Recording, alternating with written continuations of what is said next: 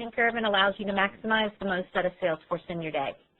You guys have got a lot of really good questions and feedback from the new automatic workflows, so I really appreciate your comments. Let's go ahead and jump straight into that. I'm going to come over to my test org because we have not released the new workflow because of something that you guys have found. So I wanted to walk through this with you. We will be updating it all week, and I'm going to tell you a little bit more about that in detail. Right now I'm in my test org under Aaron's Church of Angels. I'm going to come straight into my screenings, and I'm going to create a new campaign. All right. So I'm going to click on New Campaign.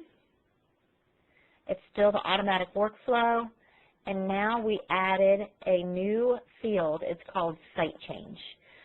Several of you guys pointed out, what happens if I am working ahead and I want to hold a date and I put it in C-Star, preliminary, it's not in scheduling yet, to hold a date, and the patcher gets back to me and says either that date doesn't work or our committee came back and said no.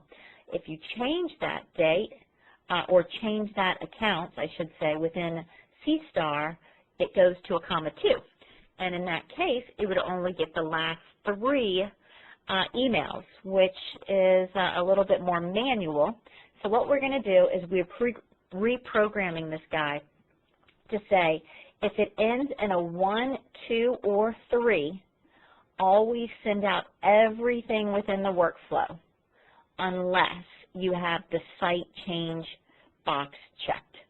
If the site change box is checked, then the last 3 emails, which is the 1 week prior to, the survey and thank you, and the result letter. Those are the only 3 emails that will be going out. Now remember, either way, all the tasks are generated.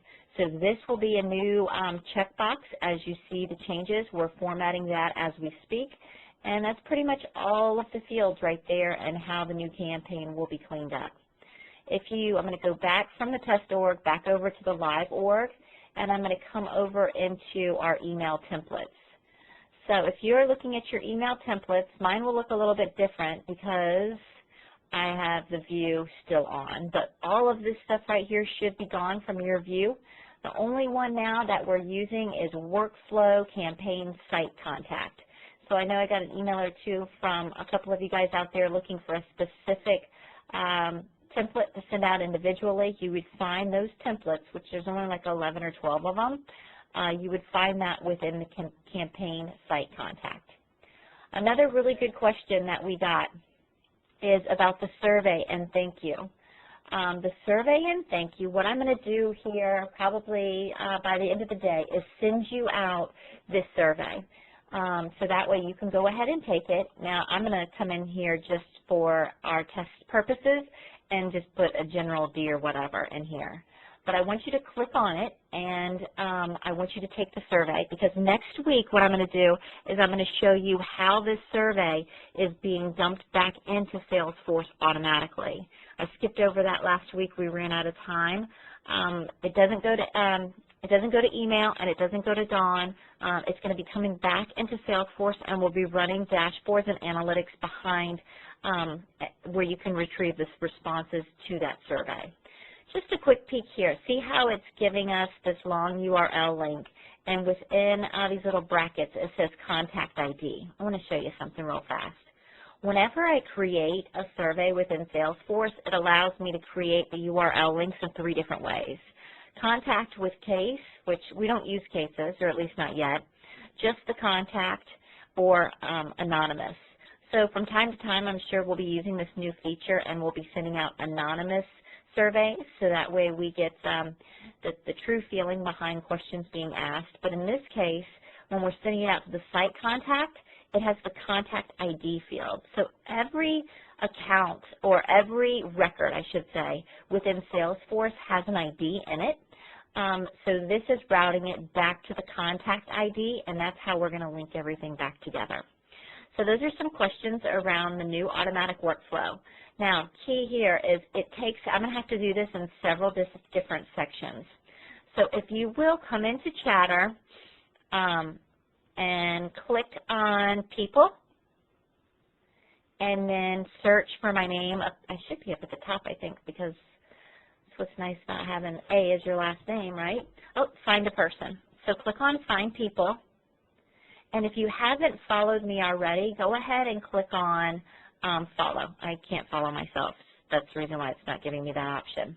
But the reason why I'm asking you to follow me is because this week I'm going to have to take down part of the campaign to update some of these new changes.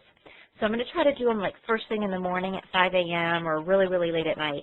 But I know some of you guys work really, really late at night. So what I'm going to do is I'm going to post here whenever I'm working on campaigns, and I'm only going to do it for about an hour time frame so it doesn't mess too much up for you guys.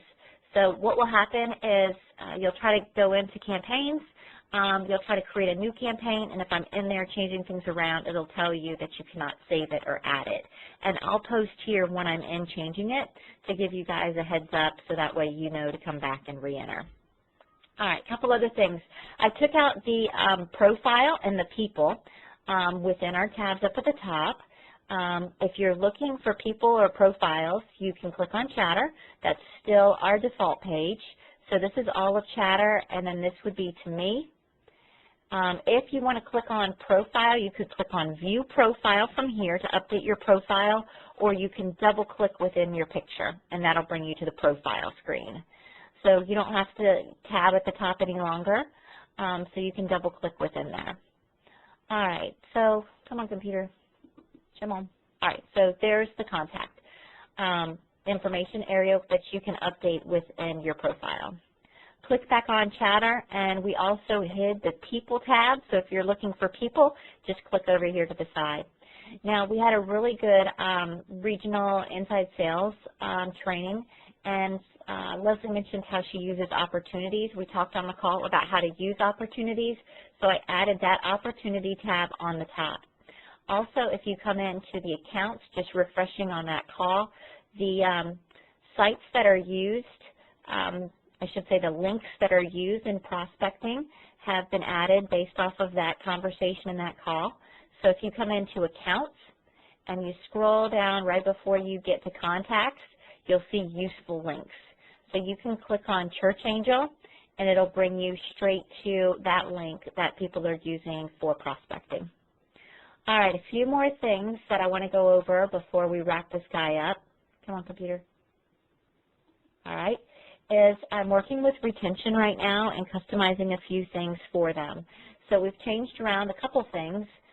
Workshops is not listed up here. I want to go and talk a little bit about workshops really fast. You're probably accessing workshops as a related list. If you're not and you want to see it up at the top, let me know, and we'll kind of get a tally on that to see where we're going and if that's something we need to add at the top. So right now, I just wanted to give you a heads up that I took out screening versus screening for pilot. That's because I had the screening event. Remember, we left that up for the last 6 months to make sure everybody was trained. So you'll notice now that this just says screening.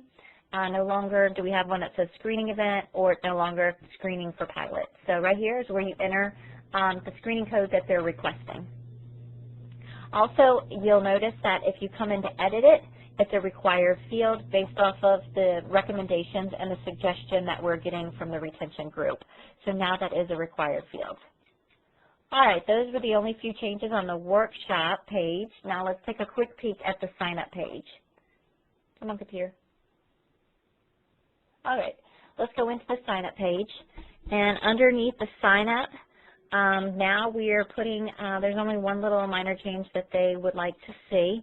And in some cases, we didn't have the screening code in there. So now there's a couple of them here based off of the pilot and based off of the test. We removed it. We made it real clear here, and now this is a required field. Now, this is the screening that they're requesting. So you might want to make in the notes, let's say they don't know which one they're requesting because they want to go over their choices because they're going to be on vacation that week. You can go ahead and still put the screening in there and then come on down and make your notes. They're going to be aware that that's where those notes will be, and they'll be looking at those in case it doesn't match up. Okay, until next time, may the force be with you, Salesforce that is. And in the meantime, take a look at the survey, and we'll be going over that next week. Thanks.